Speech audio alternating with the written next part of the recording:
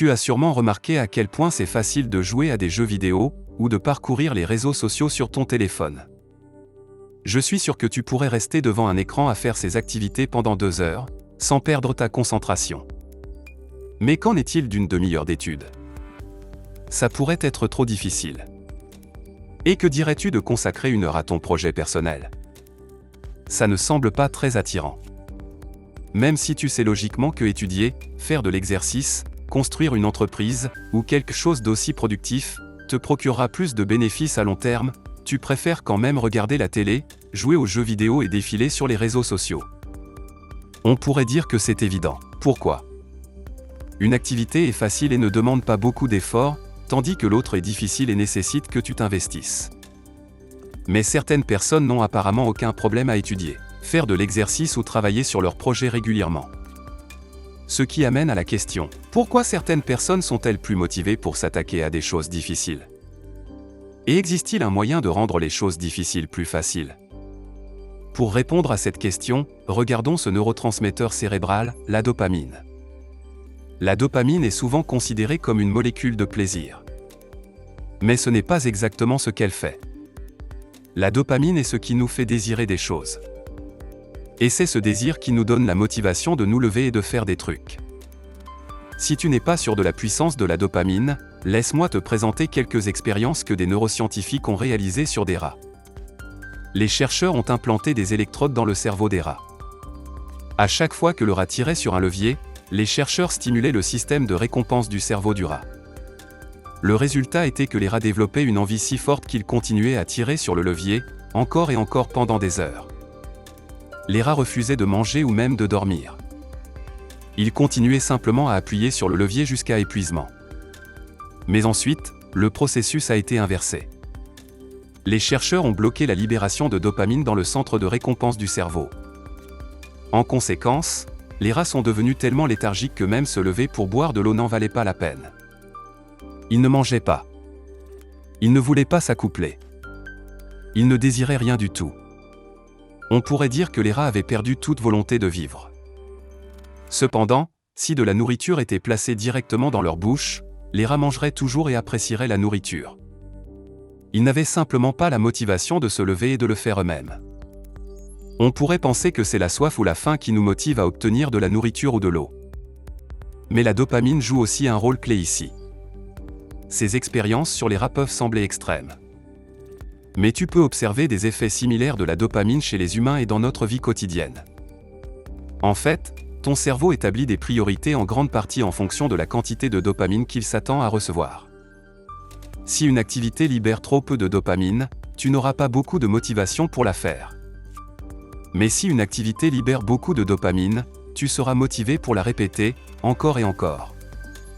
Alors, quels sont les comportements qui libèrent de la dopamine? Toute activité où tu anticipes une récompense potentielle la libère. Mais si tu sais qu'il n'y a pas de récompense immédiate avec le comportement, ton cerveau ne la libérera pas. Par exemple, avant de manger un plat réconfortant, ton cerveau libère de la dopamine parce que tu anticipes que la nourriture te fera du bien. Même si elle te fait en réalité te sentir pire. Parce que ton cerveau se moque même si l'activité à haute teneur en dopamine te fait du mal. Il en veut simplement plus. Un exemple stéréotypé serait quelqu'un qui est accro à la drogue. Il sait que ce qu'il fait n'est pas bon pour lui. Mais tout ce qu'il veut, c'est obtenir plus de cette drogue. En plus de t'élever, la cocaïne et l'héroïne libèrent des quantités anormales de dopamine, ce qui te fait les désirer encore plus. Bien sûr, il faut noter que presque tout libère une certaine quantité de dopamine. Même boire de l'eau quand tu as soif, en libère. Mais la plus grande libération de dopamine se produit lorsque tu reçois une récompense de manière aléatoire. Un exemple est de jouer à une machine à sous dans un casino. Même si tu as seulement perdu de l'argent jusqu'à ce point, tu t'attends éventuellement à obtenir une plus grande récompense. Tu ne sais simplement pas quand cela pourrait arriver. Et dans la société numérique d'aujourd'hui, nous inondons notre cerveau d'énormes quantités de dopamine de manière quotidienne, même si nous ne le savons pas. Quelques exemples de comportements à haute teneur en dopamine incluent défiler sur les réseaux sociaux, jouer à des jeux vidéo, regarder des vidéos pornographiques sur Internet, etc. Nous anticipons une sorte de récompense avec chacun de ces comportements. C'est pourquoi nous vérifions constamment nos téléphones. Nous nous attendons à voir un message ou une autre notification.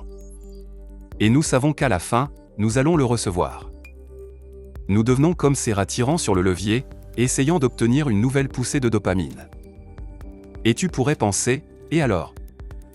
Ce n'est pas comme si cela me nuisait de quelque manière que ce soit. Mais tu te tromperais. Nos corps ont un système biologique appelé l'homéostasie.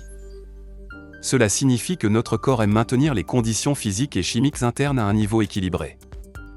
Chaque fois qu'un déséquilibre se produit, notre corps s'adapte. Permets-moi de te donner un exemple, lorsqu'il fait froid dehors, notre température corporelle diminue. Et en conséquence, nous commençons à trembler pour générer de la chaleur et réchauffer le corps.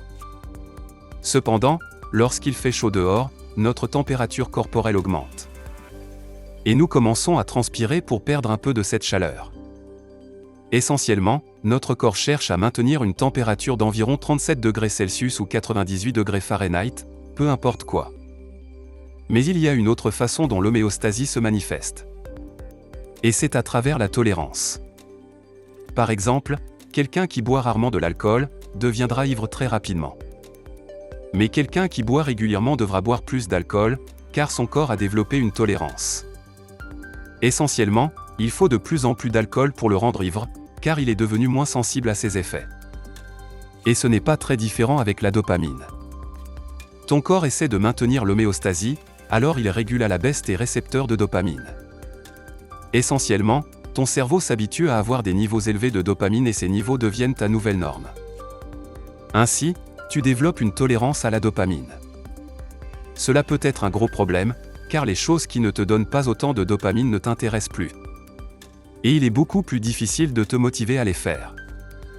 Elles semblent ennuyeuses et moins amusantes, car elles ne libèrent pas autant de dopamine, comparées aux choses qui la libèrent en grande quantité. C'est pourquoi les gens ont tendance à préférer jouer à des jeux vidéo ou parcourir Internet plutôt que d'étudier ou de travailler sur leur entreprise. Les jeux vidéo nous font nous sentir bien et à l'aise, car ils libèrent beaucoup de dopamine. Malheureusement, des choses comme travailler dur ou lire, libèrent des quantités moindres. C'est l'une des raisons pour lesquelles les toxicomanes qui essaient d'arrêter, ont du mal à s'adapter à une vie normale. Leur tolérance à la dopamine devient si élevée que la vie normale ne peut pas la matcher. Ils deviennent comme ces rats des expériences précédentes, qui n'ont aucune motivation à faire quoi que ce soit, s'il n'y a pas assez de libération de dopamine.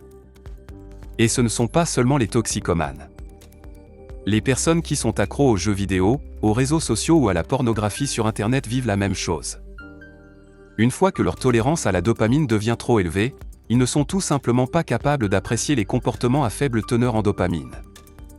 Ce qui amène à la question, est-ce qu'il y a quelque chose qui peut être fait pour empêcher cela? La réponse est que tu as besoin de faire une désintoxication de la dopamine.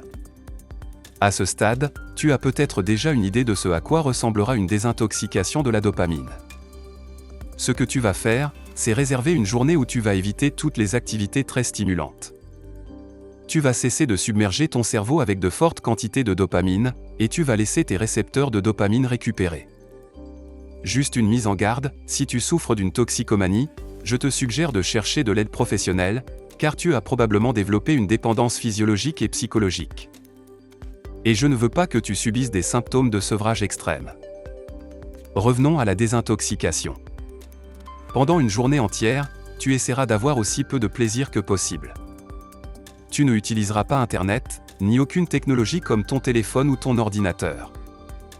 Tu n'auras pas le droit d'écouter de la musique, de te masturber ou de manger des cochonneries.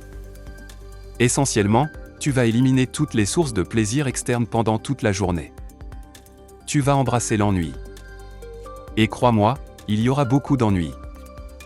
Cependant, tu as le droit de faire ce qui suit, faire une promenade. Méditer et être seul avec tes pensées. Réfléchir sur ta vie et tes objectifs. Écrire toutes les idées que tu as. Pas sur ton ordinateur ou ton téléphone, mais sur un morceau de papier physique. Tout cela peut sembler assez intense. Mais si tu veux des résultats radicaux et que tu veux les obtenir rapidement, tu dois être capable de prendre des mesures radicales. Maintenant, tu pourrais te demander, pourquoi cela fonctionnerait-il même? Tu peux le voir de cette manière. Imaginons que tu as mangé chaque repas dans le meilleur restaurant de ta ville. En conséquence, ces repas sophistiqués sont devenus ta nouvelle norme. Si quelqu'un te proposait un bol de riz simple, tu refuserais probablement. Il ne goûterait tout simplement pas aussi bon que ton repas habituel au restaurant. Mais si tu te trouves soudainement bloqué sur une île déserte et que tu meurs de faim, soudainement ce bol de riz simple ne semble pas si mal. Et c'est ce que fait la désintoxication de la dopamine.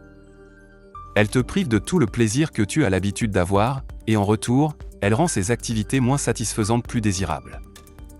Pour le dire simplement, la désintoxication de la dopamine fonctionne parce que tu t'ennuies tellement que les choses ennuyeuses deviennent plus amusantes. Maintenant, si tu ne veux pas prendre une mesure aussi extrême et te priver de tout plaisir, tu peux faire une désintoxication de la dopamine plus légère. Tu vas choisir un jour de la semaine, où tu vas t'abstenir complètement d'une de tes activités à forte teneur en dopamine. Peu importe quelle est cette activité. Peut-être que vérifier constamment ton téléphone, jouer à des jeux vidéo sur ton ordinateur, regarder la télévision en continu, manger de la malbouffe, regarder de la pornographie sur Internet, peu importe. Et à partir de maintenant, chaque semaine pendant un jour entier, tu éviteras cette activité. Tu peux toujours faire d'autres choses, mais l'activité que tu choisis est interdite. Oui, tu te sentiras un peu ennuyé, mais c'est le but. Tu veux laisser tes récepteurs de dopamine récupérer de la forte quantité de dopamine, qui a inondé ton cerveau de manière artificielle. Et l'ennui te propulsera à faire d'autres choses ce jour-là. Des choses que tu remettrais normalement à plus tard, car elles ne libèrent pas autant de dopamine. Et parce que tu t'ennuies, il est plus facile pour toi de les faire. Bien sûr, éviter les comportements à forte teneur en dopamine de temps en temps est bien. Mais idéalement, tu devrais éviter ces comportements autant que possible. Ou du moins, tu veux associer plus de dopamine aux choses qui te bénéficieront réellement. Et ce que j'ai découvert, c'est que tes activités actuelles à forte teneur en dopamine peuvent servir de motivation pour poursuivre des choses qui te procurent réellement des avantages à long terme. En d'autres termes, tu pourrais utiliser ton activité à forte teneur en dopamine comme récompense pour avoir accompli un travail difficile. Et c'est exactement ce que je fais moi-même. Je trace toutes les tâches difficiles et à faible teneur en dopamine que je fais. Nettoyer mon appartement, pratiquer le piano, lire des livres, faire de l'exercice, créer ces vidéos, etc. Après avoir accompli une certaine quantité de travail, je me récompense avec une certaine quantité d'activité à forte teneur en dopamine à la fin de la journée. Les mots-clés ici sont « après » et « à la fin de la journée ». Si je m'adonne à des comportements à forte teneur en dopamine en premier, alors je n'aurai pas envie de faire le travail à faible teneur en dopamine. Je ne serai tout simplement pas assez motivé. Donc, je commence toujours par les choses difficiles, puis seulement je me permets de m'adonner à des activités à forte teneur en dopamine. Pour te donner un exemple, pour chaque heure de travail à faible teneur en dopamine que j'accomplis, je me récompense avec 15 minutes d'activité à forte teneur en dopamine à la fin de la journée. Cela signifie que pour 8 heures de travail à faible teneur en dopamine, je me permets environ 2 heures d'activité à forte teneur en dopamine. Bien sûr, ce sont mes ratios. Tu peux les ajuster selon tes préférences. Il faut aussi noter que si tu es accro à quelque chose qui est nuisible à ta santé, tu ne veux pas traiter ce comportement comme une récompense. Trouve plutôt une récompense différente, qui n'est pas aussi nuisible. Une que tu estimes toujours valoir l'effort. Et si tu te demandes quel est mon plaisir coupable, c'est Internet. Je peux facilement me perdre là-dedans pendant des heures sans rien faire d'autre. C'est pourquoi j'ai ce système. C'est pour que je puisse contrôler mon addiction. Mais ne te méprends pas, même avec ce système, je planifie toujours des journées où je m'abstiens complètement des activités à forte teneur en dopamine. Pour conclure cette vidéo, je veux dire qu'il est possible de rendre les choses difficiles plus faciles. Mais lorsque ton cerveau reçoit tellement de dopamine tout le temps, tu ne seras pas aussi enthousiaste à l'idée de travailler sur quelque chose qui n'en libère pas beaucoup. C'est pourquoi tu voudrais peut-être limiter l'utilisation de ton téléphone et de ton ordinateur, ainsi que d'autres comportements libérant beaucoup de dopamine. Et je peux te dire que ça vaut vraiment la peine. Alors, si tu as des problèmes de motivation, commence à désintoxiquer ta dopamine dès que possible. Sépare-toi des quantités artificiellement élevées de dopamine, ou du moins expose-toi moins fréquemment à cela. Ce n'est que dans ces conditions que les activités quotidiennes normales à faible teneur en dopamine redeviendront excitantes, et que tu pourras les faire pendant plus longtemps. Nous sommes tous plus ou moins dépendants de la dopamine. Et c'est une bonne chose, car la dopamine nous motive à atteindre nos objectifs et à nous améliorer. Mais c'est à toi de décider où tu vas obtenir ta dopamine. Est-ce que tu vas la chercher dans des choses qui ne te bénéficient pas? Ou vas-tu la trouver en travaillant sur tes objectifs à long terme? Le choix t'appartient. Si tu as apprécié cette vidéo, je serais vraiment reconnaissant si tu tapotais sur le bouton j'aime. Cela aide beaucoup ma chaîne, car l'algorithme puissant de YouTube voit que les gens aiment ce genre de vidéos, et il montre mon contenu à un public plus large. Et enfin, j'espère que vous avez trouvé ces conseils utiles. N'oubliez pas de vous abonner à notre chaîne, Tactique en ligne, et d'activer la cloche pour être informé dès la sortie de notre prochaine vidéo. À très bientôt.